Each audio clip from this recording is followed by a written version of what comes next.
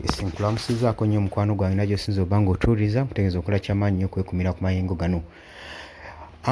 Paul Kagame pulezidenti w'eggwanga ery'e Rwanda ssaako ne bakulembeze officers mu gavumenti ya Democratic Republic of Congo okuva eri mu Kinshasa kaweddemu kandibanga kaweddemu gwe mugwana wange ali yampuliriza amawulire agavudde Kenya si malungi wadde n'akamu n'akeddagala tegawoomya nakabululu. Jjukira nti nno pulezidenti w'e Kenya y'omu ku bakulembeze y'omu ku bakulira East African Community, so buli dokumenti yonna yonna ebeera ekoleddwa okuva mu mawanga ag'ebunayira etuukira awo gwe mukwano gwange ali yampuliriza nga ye omukulembeze wa East African Community.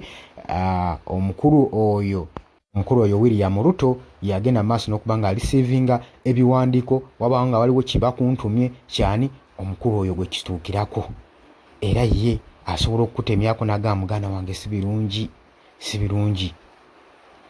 Kaakati bwe gutyo n'eggwanga erya Rwanda erikulemberwa muganda waffe Paul Kagame ssaako n'abakulembeze officers bonna bali mu gavumenti ya Democratic Republic of Congo eri mu Kinshasa tebigenda babeera bulungi wadde n'akamu n'akeddagala. Oli ku Yugi Updates TV mukwano gwange kwesinza okuba ng'otuwuliriza era nga nkutegeeza nti okola kyamaanyi nnyo okwekumira ku mayengo gano. Mwebale nnyo bwagala otweyongako kirira wansi waliwo ekigambo subscribe kikoneko ojja kuba ng'osobola bulungi nnyo otwegattako gwe mukwano gwange ali yampuliriza. Abali mu diaspora mbalamusizaako nnyo manyi mukola kyamaanyi nnyo okubeera ku mayengo gano.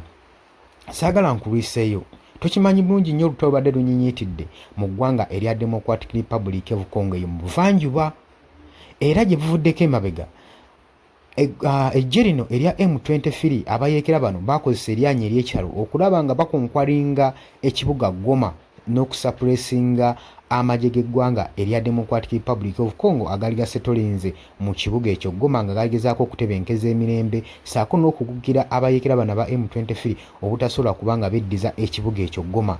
Kyaddaaki abayeekera bafumbirira ne basobola okuba nga basinza amagye ga Democratic Republic of Congo amaanyi. Naye nga buli muntu yeebuuza abantu abamaze emyaka n'emyaka mu kibira tebalina gye basobola kujja tactics ne weapons ez'amaanyi equipments ezisobola okuba nga ziteeka ku magye g'eggwanga erya Democratic Republic of Congo obulabe n'amaanyi n'entiisa. Naye abasajja bafunvulira nga bano amagye g'eggwanga erya Democratic Republic of Congo liringa eritalwanangako nga liringa eritagendangako wadde mu vita era ebibuuzo ne bijja nga bingi nga byebuuza abasajja training bagikolerawa, abasajja equipment ze bakozesezza baziggyeewa.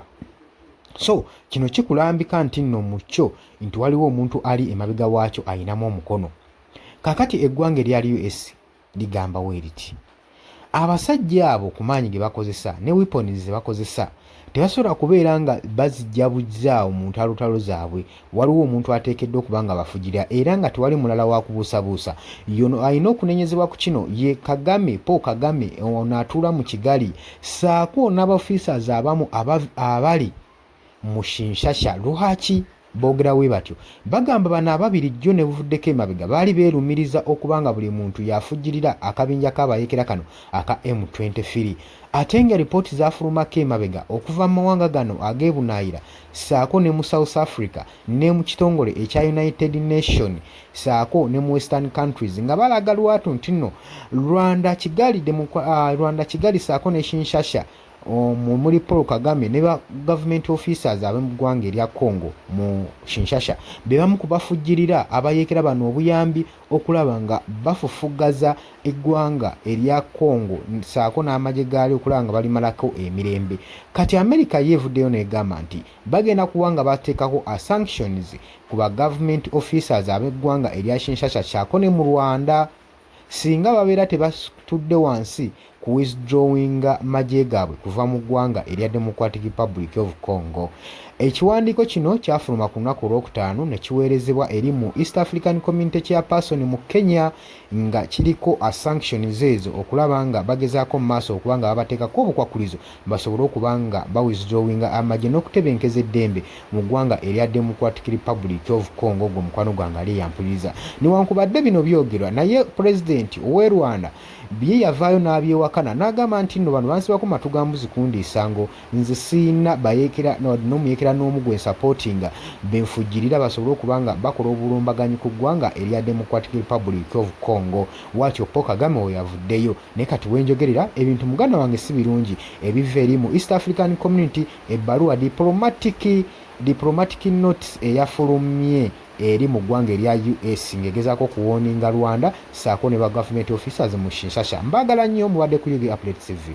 Gwagala otwengako kirira wansi waliwo ekigambo subscribe kikondeko ojja kubanga otwengako. Mbagala nnyo mweraba.